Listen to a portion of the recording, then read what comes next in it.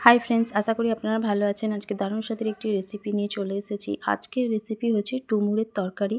খুবই স্বাস্থ্যকর একটি রেসিপি। এটা আপনারা আমিষ কিংবা নিরামিষ দুইভাবেই বানাতে পারেন। তো চলুন শুরু করি আজকের রেসিপি। প্রথমেই এখানে ফ্রেশ ডুমুর নিয়ে নিয়েছি।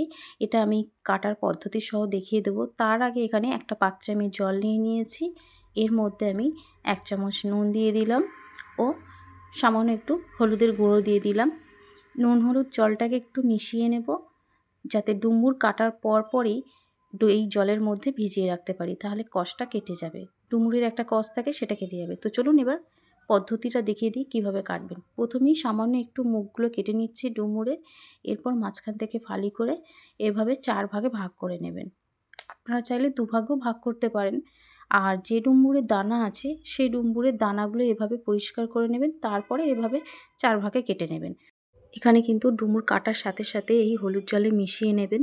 তো আমি এখানে সব ডুমুরগুলো কেটে নিয়েছি। এটা 10 মিনিটের জন্য আমি এখানে ভিজিয়ে রাখবো, যাতে ডুমুরের কষটা বেরিয়ে যায়। দেখুন আমার হাতের আঙুলগুলো কিন্তু ডুমুরের একটা কষের দাগ হয়ে গেছে।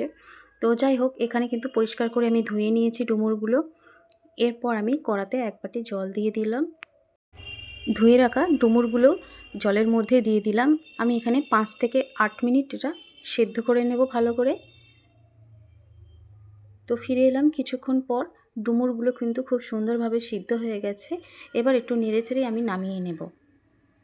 তো ডুমুর নামিয়ে নেওয়ার পর কড়াতে পরিমাণ অনুযায়ী একটু সর্ষের তেল দিয়ে দিলাম, সামান্য গোটা জিরে আর শুকনো লঙ্কার ফোড়ন দিয়ে দিলাম।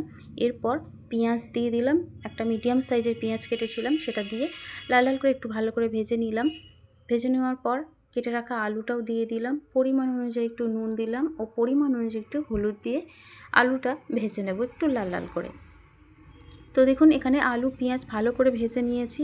ভেজে নেওয়ার পর সিদ্ধ করে রাখা ডুমুরগুলোও দিয়ে দিলাম। এখানে ডুমুরটা আলুর সাথে আরও 1 মিনিট আমি ভেজে নেব এভাবে।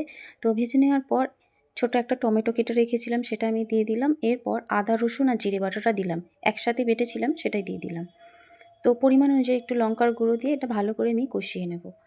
তো তরকারি কষানো রেডি হয়ে এসেছে। এবার আমি পরিমাণ অনুযায়ী জল দেব। তো পরিমাণ অনুযায়ী জল দিয়ে দিলাম। এটা 10 মিনিট হতে দেব। তো ফিরে এলাম 10 মিনিট পর। দেখুন এখানে কিন্তু আলুগুলো খুব সুন্দরভাবে সিদ্ধ হয়ে গেছে। ডুমুর তো আগে থেকে সিদ্ধই ছিল। তো এরপর আমি নেড়েচেড়ে একটু গরম মশলা দিয়ে দিলাম। আরও একবার এভাবে নেড়েচেড়ে নিলাম। তো ফাইনালি রেডি হয়ে এসেছে ডুমুরের তরকারি। এরপর আমি একটা পাত্রের মধ্যে তুলে নেব। তো যদি আপনাদের এই ভিডিও ভালো লেগে থাকে অবশ্যই লাইক, কমেন্ট, শেয়ার করে রাখবেন।